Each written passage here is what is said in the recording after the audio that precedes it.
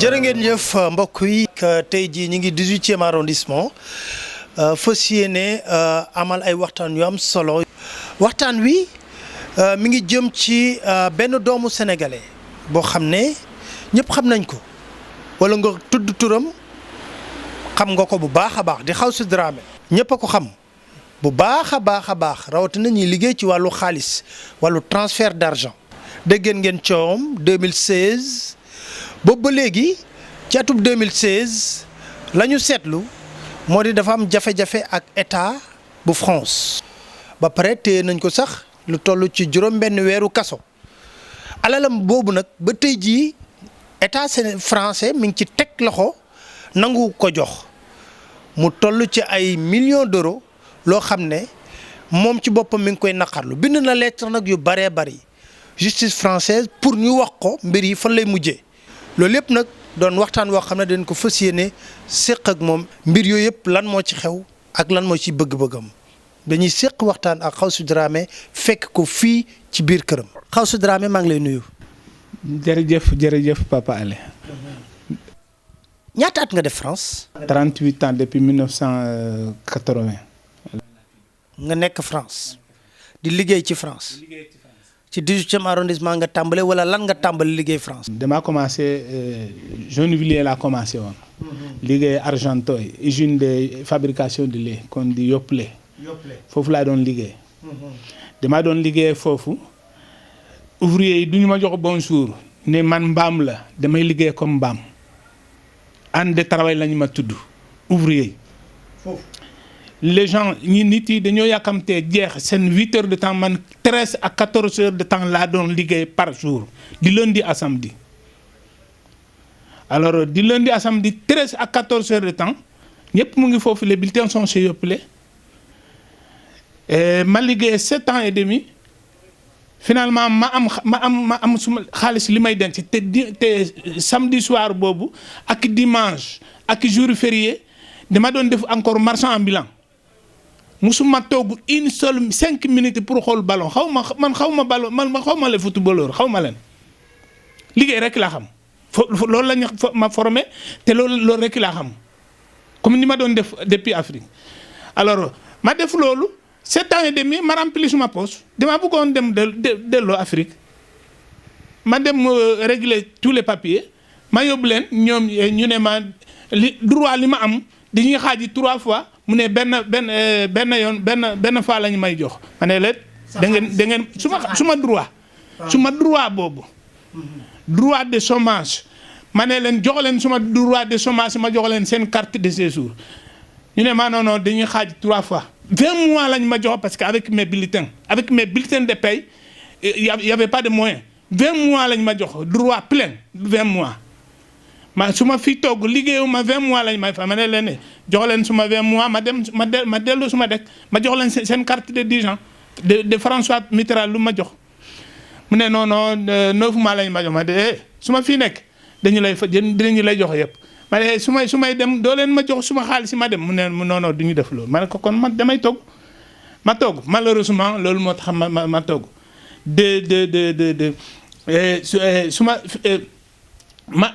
ma créé suma entreprise ma ne damay def commerce loolu moo ma jox courage def commerce entreprise création d'entreprise fii man maa créé tissu brodé autrichien en France il y en avait pas.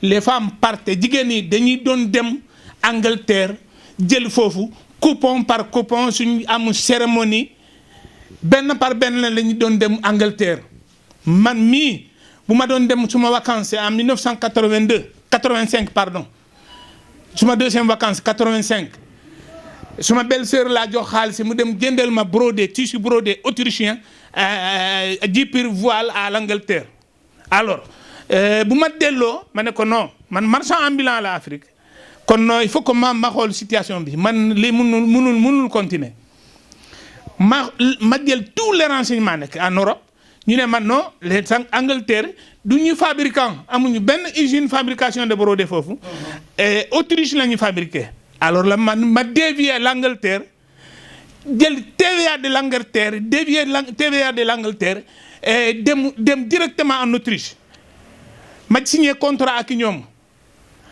ma liggéey ak ñoom ci brodé et ça loolu moo dox boo c'est pas possible parce que li may jaay fii kenn demutul Angleterre ma may TVA de l'Angleterre au français TVA français fii 18e ma dévier cette TVA de l'Angleterre indi ko France fii TVA li ma fay pendant 25 ans amul petite entreprise man maa ko rassuré maa ngi wax nii international amul on m'a confirmé comptable m'a confirmé que amul benn entreprise bu ndaw yi nga xam ne fay naa le même TVA à Paris 18e. maanaam foofu da nga bëgg a wax ne yow li nga fay TVA. marchandise li may importé. waaw suma bagage lu mu ñëw direction de douane à la Chapelle ici Paris la Chapelle fii. Paris Nord direction de douane à la Chapelle foofu laa doon dédouaner suma marchandise yëpp. balaa comment on appelle ça régionalisation am encore régionalisation ñi def régionalisation Mulhouse moo doon bloqué suma bagage à Mulhouse bloqué suma bagage à Mulhouse dédouané par Mulhouse. waaw Mulhouse ñoo ko doon bloqué parce que xaalis lañ bëggoon foofu. non foofu régionalisation voilà donc ñooy jël TVA bi mu ne ñu yónni ma camion nekk suma marchandise yëpp. arrivé suma bureau marchandise damaa jaay brodé bi ça marché balaa arrivé du chinois ça marché si je dis que ça marché kooku dafa doon ndox tissu brodé autrichien en France numéro 1 ici en France Xawsu Dramé maa ko créé jigéen ñi au lieu ñu jël seen billet dem jël soni hôtel jël terrain dem Angleterre jël marchandise jël seen hôtel man ma arrêté loolu. kenn demutul Angleterre damay wax sax du Paris donc les sous-régions Espagne les femmes Espagne au lieu de ñu dem ba Angleterre dañuy ñëw ravitailler fii France bu ñuy dem vacances seen habillement France kay waxuma wax kenn demutul Angleterre pour jël broderie voile jipir broderie voile jipir kenn demutul. léegi foofu xaw nga même ma laaj la foofu léegi ba chinois yi ñëwee la marché boobu yàqu. marché boobu yàqu fekkee nag maa ngi woon ci production aussi ma dugg ci production. cassette guinéen parce que Camara mu ngi doon def Mali. Cheikh Mbaye mu ngi doon def le Sénégal bugguma la concurrence amul woon benn producteur guinéen amul ma jël Guinée à sa marché la musique guinéenne yow xam nga ci dara loolu ci en Afrique man maa dem la Guinée di signer ak producteur guinéen foofu signer les contrats jël seen contrat ak yi may produit fii man ma jox leen suma contrat ñuy def échange. alors ma ñëw fi ak suma ay clip foofu def naa ay certains clips à Bamako aussi ma Ami Koïta def naa ko 2 albums yeneen bon ma indi yooyu fii ma fabriqué fii def montage fii def suma liggéey yëpp dugg ko ci usine français fii tourner l'industrie française fay tout le TVA musuma fabriqué une seule cassette à l'extérieur de la France billahi wallahi tallahi ak suma diggante ak yàlla y en a qui fabriquent en Italie Espagne et autres mais moi musuma à fabriquer une seule cassette à l'extérieur j'ai dit maa ngi France kay industrie française la ko war a ravitailler maa ngi tourné suma entreprise fay TVA et maa ngi tourné industrie française internet ñëw affaire cassette aussi yàqu bu loolu jeexee man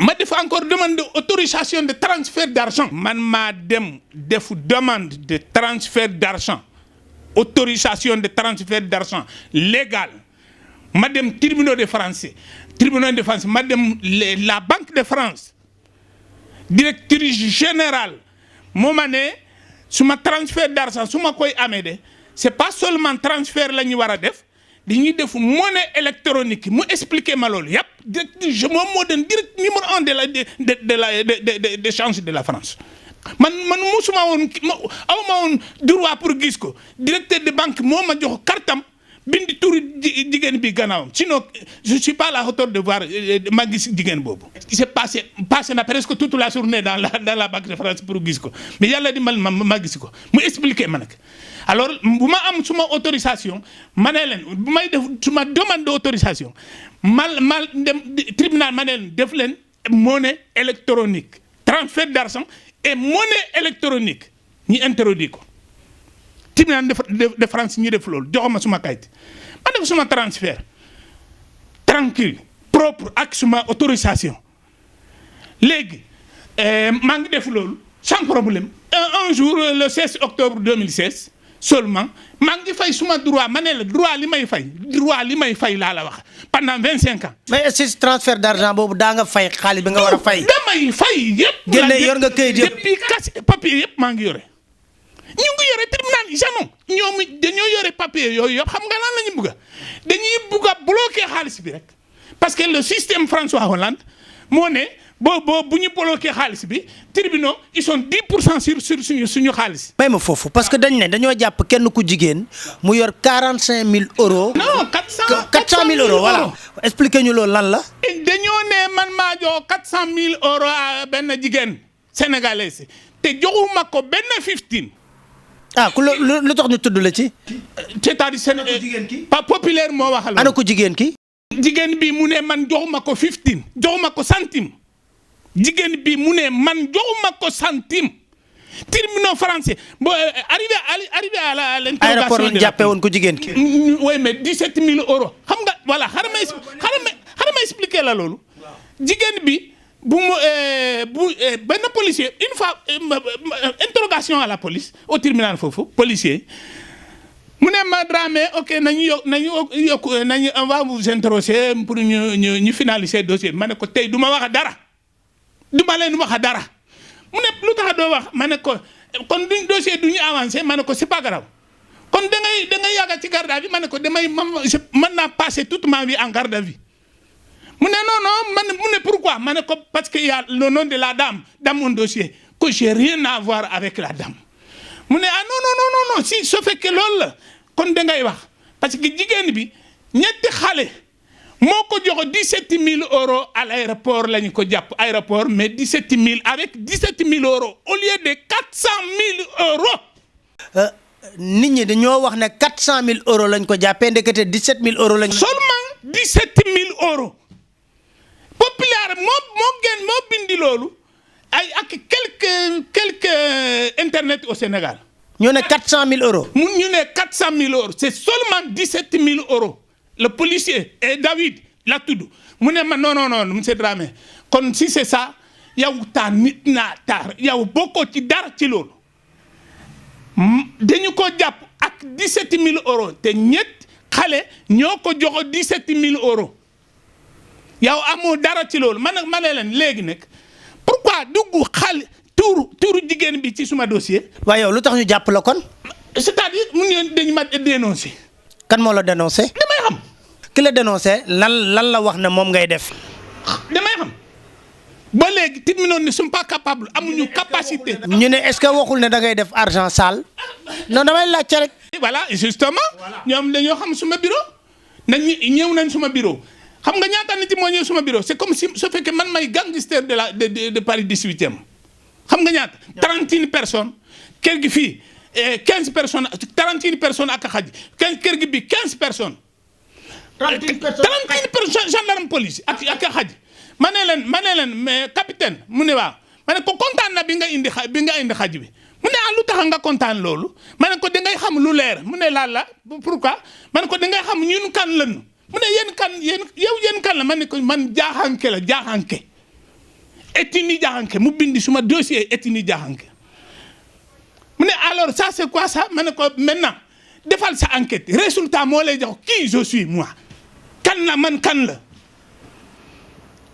résultat moo lay jox man may kan dañu ma tudd Serigne Abdoulaye ñàkk a caaxaan du Sénégal moom moo réglé la situation de Touba alors maintenant et c'est pas pour rien que les Sénégalais ñi débrouillé pour tudd ma tur loolu ki ma tudd loolu sax ndesaane dafa gaañ voilà. léegi ba nga demee tribunal waaw ñoom ba ñu ñëwee fouiller sa kër fouiller sa bureau gis ñu fi dara. fekke ñu dara bu dul dugalul xaalis.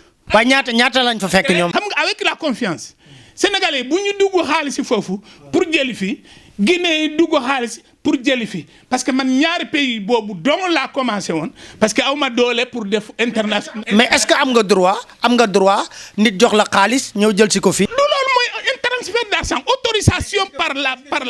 est-ce que si loolu am na taxe yoo doon fay.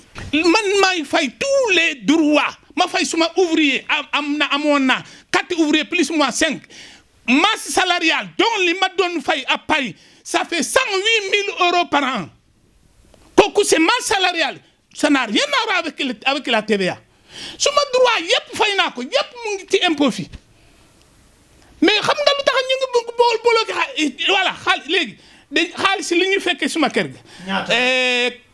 915 000 euros 11 millions CFA plus 5 000 $. Après toutes les investigations. mais xaalis boobu nag mënoo waa léegi xaalis boobu tamit nag waroon na mën a dem banque mais lu tax nga koy téye mu doon liquide. boo dem ci transfert boo dem Western Union. waaw lan la ñuy la marchandise suma marchandise woon suma conteneur su ñëwoon ici direction des douanes mais c'est énorme résultat marchandise boobu moo varié ci xaalis bi moo changé ci xaalis remplacé xaalis bi loolu la remplacé léegi parce que Western Union boo dem foofu. nga laaj xaalis du ñu la jox costume du ñu la jox yëre tissu xaalis espèce la ñu lay jox soit nga yónni ou bien nga jël sa xaalis loolu moo nekkee Western Union voilà alors ñu man autorisation de transfert laa yore kon xaalis laa war a te xaalis boobu moomu ma yëpp ñi dugg xaalis dans la semaine dans le mois dañu ne suma xaalis mu ngi se Dramé il n'a pas de problème lui. quand su ma am jotu rek ma dem loolu moo tax xaalis bi bari ci coffre-fort moomu ma xaalis bi yëpp wax naa leen 100 000 fois mais loolu c'est pas ça les intéresse pas de savoir la vérité. est-ce que ñoom jëm nañ seet ñan ñoom moom xaalis bi. non dem ñu essayé wuñu sax ñoom bougé wuñu dañoo bugg a bloquer François Hollande son système a été de pour bloquer xaalis rek bu ñu jàpp aéroport bu ñu jël fu ne depuis moom bu mu ñëwee bloquer rek la xam. C'est dommage, vraiment. C'est dommage pour lui, il n'a rien compris. Voilà. Nous avons fait pendant 40 ans. C'est comme le système de la Libye. Quand vous avez par 40 ans, nous avons droit à une dépense quotidienne. Nous avons droit à une dépense quotidienne. Il faut que nous gardions les Américains. C'est la dame directrice générale de Western Union, c'est américain. Ria MoneyGram tout est américain français yi defuñu dimbaluwuñu ba dara pour ñu mën a yónni suñu xaalis dépense quotidienne te ñu ngi liggéey guddi ak bëccëg mais amuñu droit yónni suñu dépense quotidienne au Sénégal. léegi dossier bi fan la toll. dossier bi ñu ne ma dossier bi mois de octobre. ñaata jour. 2 ans. man maa ne xaalis jàmbur laa yore damay dem kaso. man maa ne xaalis jàmbur bi munu ma dem suma bureau bàyyi xaalis jàmbur seen lox damay dem kaso ma dem foofu def 6 mois foofu 6 mois bi jeex ñu jox ma liberté 6 mois et demi ñu jox ma liberté mu ne ma ñëw toog depuis lors ça fait 2 ans billahi wallahi tallahi les Français dañu ma bloqué tous mes droits c'est des criminels suma droit yëpp li ma doon liggéey fi pendant 38 ans suma droit yëpp ñu dagg ko. xam nga lan lay dund fi tey damay jaay ciment ak suufu Sénégal pour dund fii fay droit impôt yi suma kër gi suma droit impôt yi suufu lay jaay Sénégal suma ay camions yi ñooy jaay suufu Sénégal pour du dërëmu dañu ma bloqué yëpp. ñaata la ci xaalis li ñu bloqué ci yow. li ñu bloqué suma xaalis mooy yëpp encore la dame qui m'a précisionné juge d'instruction boobu kooku du juge d'instruction kooku criminel la man may wax criminel elle est criminelle elle peut pas être originelle française cette dame tellement ce qu'elle a fait xaaral ma wax la expliquer xam nga lu mu def les 915 000 euros de la boutique elle a tout pris plus 11 millions plus 5 000 $. Ok. J'avais l'argent de poche. suuf li ma doon jaay espagnol yi ñu fay ma suma xaalis ak fii no 1000 euros seulement jëluñu ma ko fii de bureau de xam nga fan la ñu ma jël loolu foofu tribunal foofu la dame a bloqué 1000 euros ma dem tribunal billahi wallahi avec 0 centime mu bàyyi ma garder ma foofu pendant 6 mois il a bloqué quand même le 1000 euros yemuñu noonu de 95 euros seulement même pas 100 euros néegi suma étudiante damaa indi suma doom étudiante ci néegi fi moom mu ngi fi 95 euros la dame a bloqué ça aussi kooku j'ai dit madame Karine Rosso est une criminelle sénégalais yi duñu def loolu au français sénégalais yi duñu def loolu français yi duñu leen def loolu musuñu def duñu ko def xalaatuñu ko def alors il faut que France ñu arrêter système lu ñu may def nii c'est parce que c'est de criminalisme c'est plus que criminalisme c'est plus que abus de pouvoir. mais dégg naa Sénégal tamit jël nañ sa xaalis ci banque ba. oui kooku beneen affaire la kooku Sénégal kooku beneen affaire la je crois que ils se sont trompés parce que impôt Dakar ñu ne du ñoom impôt Tamba ñu ne du ñoom damay maa ngi def enquête d'abord. xaalis bu ñu bloqué lépp ñaata la. mun loolu dem bloqué suma compte yëpp. sa compte yëpp dañ ko bloqué. ba fu ma nekkee nii suma compte yëpp y avait environ 140 000 euros là-bas depuis 30 ans plus de 30 ans te suma banque dafa leer plus que kayit bi moo gën a leer pa kayit bi xam nga lu tax loolu conseil juridique et fiscal moo ma jàng moo ma formé bu may créer suma entreprise mu ne ma compte commercial ak compte personnel bu leen jaxasoo mukk abadan man suma banque yi dafa leer nay comme une neige la dame mu laaji banque yi ñu yóbbu ko tous les relevés de banque de trois dernières années yemul loon de mu dem bloqué quand même elle a bloqué quand même ça veut dire que c'est-à-dire c'est pas la décision de la dame seulement c'est la dame de grande haute autorité parce que président Hollande quand il touche l'argent il bloque il prend moom c'est pas parce qu'il prend le pourcentage mais il prend totalité de l'argent alors là c'est abus de pouvoir et c'est grave pour entoure l'Afrique. mais problème bi ba ma amee ba tey jii est-ce que autorité sénégalaise yi am na ku la ci contacter wala déet. consul général woo na avocat bi laaj ko renseignement mu avocat ñëw gis ma wax ma loolu ma ne ko d'accord dinaa ko bindi lettre ma bindi à consul bi lettre mu ne suma benn xarit suma doom mu ne ambassadeur laaj na suma renseignement ci moom ma bindi ambassadeur ci lettre foofu la ñuy toll bon bu ma génne 2016 ba léegi man dem naa consulat gis naa consul bi waxtaan nañu mais bon voilà foofu la ñu yem mais xoolal Papa Alé juge d'instruction moo jógee fii dem def investigation au Sénégal pour le bateau de Joola mais combien de personnes combien de juges moo jógee Sénégal pour ñëw régler problème loolu neel français yi pardon combien d'avocats moo ñëw pour régler problème boobu combien de benn juge moo jógee fii pour bon si un problème man dénonciation anonyme c'est tout à fait normal ñu dénoncer ma parce que dénonciateur président Macron a bel et bien dit que les dénonciateurs c'est des vauriens c'est des zéros c'est des nuls et non à venir dénonciateur ban entreprise lañ musu am ci àdduna quel dénonciateur qui a déjà créé une entreprise mais est-ce qu'ils sont des entreprises eux c'est des gens de nuls et non à venir c'est pour cela que le président Macron a dit non il faut mettre dans le corbeil que c'est des vauriens il a dit 3 fois que dénonciation anonyme à la corbeille j'ai entendu à la télé c'est pas parce qu'on me l'a dit su may wax à l'international alors François Hollande a dit qu'il faut rémunérer malheureusement qu'il faut rémunérer les dénonciateurs il faut rémunérer les menteurs il faut rémunérer les destructeurs des pays il faut rémunérer les destructeurs des entreprises. Ça, c'est la décision du président Hollande. Si le président Macron suit ce chemin-là, c'est pour détruire la France. De toute façon, moi, je peux me foutre partout où Foumadem. Et tu vas continuer le combat. Partout où Foumadem. Mon intérêt là, c'est fait l'intérêt de ce pays-là. c'est pas l'intérêt qui m'a donné c'est pas le pays qui m'a donné l'intérêt, non, c'est moi qui a donné l'intérêt à tous les pays où je suis parti.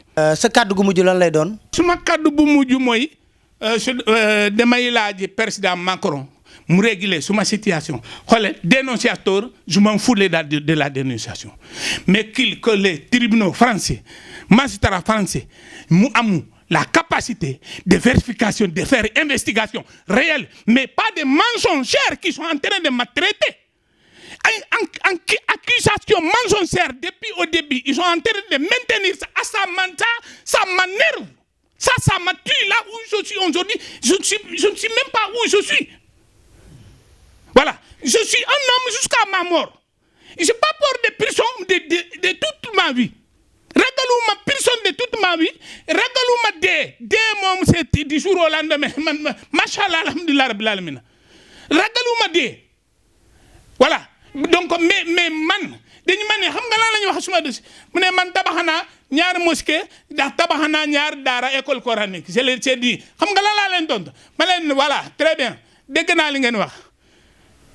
defu loolu wala defuma ko def naa ko wala defuma ko du ma leen wax loolu suma diggante ak yàlla la maa ko liggéey man maa doon liggéey fi aw ma heure si je travaille 14 heures de temps et c'est usine suma entreprise ba ñaata heure lay liggéey foofu tout le temps man la ñu baraakee suma boutique fii 5 personnes armées cagoulées à 1h du matin 1h du matin quand je vends des tissus 1h du matin je ne ferme pas, je suis le seul. Man donc may liggéey ba 1h du matin 2h du matin man avec Petit Ba restaurant yi Petit Ba on ferme en même temps 2h du matin que je ferme et le matin c'est moi qui ouvre la boutique. Les policiers sont dit parce qu'ils sont venus là-bas pendant 6 mois savoir qui c'est qui ouvre et qui c'est qui... Il dit que c'est moi qui ouvre le matin. J'ai dit c'est moi qui ouvre et c'est toi qui ferme le soir. J'ai dit et tu dors quand? J'ai dit ah non ça c'est mon problème. Voilà donc moi man noonu laa liggéey noonu laa xam. De xaalis bi dama ko liggéey ils sont en train de me surévaluer ñi delloo ma suma xaalis pour jàmm am entre Afrique et la France. si ñu delloo ma attends loolu damay insister ñu delloo ma suma xaalis wala ñu rey ma une bonne fois parce que ils sont capables de me tuer ba ngay déggee Xawsu Dramé dee na France nga xam ko ñoo ma rey. Président Hollande président Macron ak seen magistrat corrompu ñoo ma rey. waaw yéen a ngi dégg noonu kaddu yi nga xam ne ñëpp gis nañ ñu mu tàngee ndaxte am na lu ko naqadi di Xawsu Dramé mooy li nga xam ne état français mi ngi ko teg kon nekk na mbir moo xam ne état français état Sénégal war nañu xool na la ñu régler problème bi moom wax na li nga xam ne moom moo xew ci mbir mi état français boo amee yeneen argument mi war a teg tamit da ko war a teg ci kaw table bi. mais 2016 ba 2018 maanaam 2 ans réglé wuñu problème bi xaalisam ñu teg ci loxo waxuñu ko lii moo tax wala lee nekk na tamit un problème qui est compliqué nekkoon waxtaan boo xam ne séq nañ ko ak Dramé Xawsu fii ci 18e arrondissement ngir indi ay leeral sénégalais yi xam lépp lu xam ci dossier bi.